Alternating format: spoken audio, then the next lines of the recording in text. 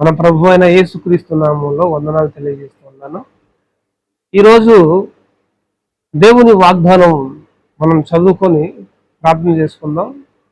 మొట్టమొదటిగా ప్రియ సహోదరి సహోదరులందరూ బైబిల్ గ్రంథం తీసి యెషయా గ్రంథం 41వ అధ్యాయం 14వ వచనాన్ని చదివితే దేవుడు అక్కడ మనతో ఇలా మాట్లాడి ఒక గొప్ప వాగ్దానం మనతో దేవుడు చేస్తూ ఉన్నాడు.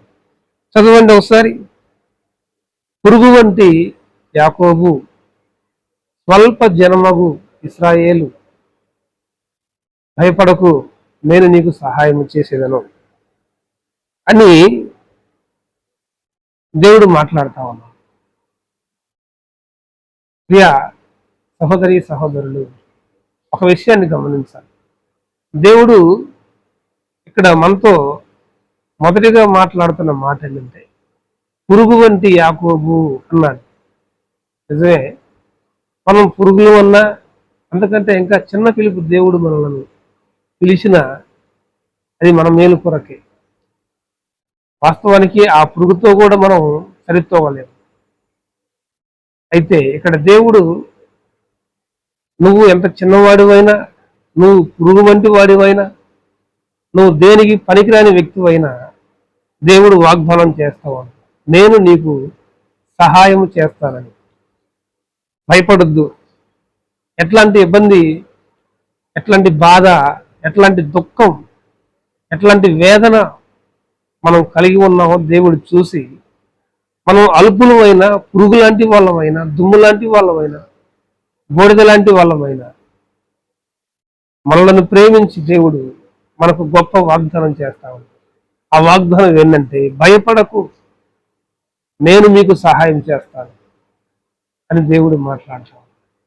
నువ్వు ఎట్లాంటి ఇబ్బందికరమైన పరిస్థితుల్లో ఉన్నా, నువ్వు ఎట్లాంటి కష్టంలో ఉన్నా, ఎట్లాంటి ఇబ్బంది ఎదుర్కొంటూ ఉన్నా, నీ కుటుంబం పతనమైపోయే పరిస్థితుల్లో ఉన్నా, అప్పుల బంధకాలలో నువ్వు మునిగిపోయి ఉన్నా, ఎవరో సహాయం చేసేవాళ్ళు లేక దుఃఖంలో ఉన్నా, దేవుడు మనకి ఈరోజు ఒక బలమైన వాగ్దానం చేస్తాడు. ఆ వాగ్దానం ఏంటంటే భయపడొద్దు, నేను మీకు సహాయం చేస్తాను. ప్రియ సహోదరి సహోదరులరా, మనకు సహాయం చేస్తారు అని ఎవరి మీదైతే నువ్వు ఆశ పెట్టుకున్నావో, ఎవరి కోసమైతే నువ్వు ఎదురు చూస్తూ ఉన్నావు, వారు సహాయం చేయొచ్చు, చేయకపోవచ్చు, కానీ అసలు చేస్తారో చేయరో నేను చెప్పలేను. కానీ దేవుడు, నువ్వు నేను నమ్ముకున్న దేవుడు వాగ్దానం చేస్తాను. వాగ్దానం చేసిన దేవుడు నమ్మదగిన వాడు. ఆయన ఖచ్చితంగా సహాయం చేస్తాడు. ఆయన సహాయం కొరకు ఎదురు చూడు.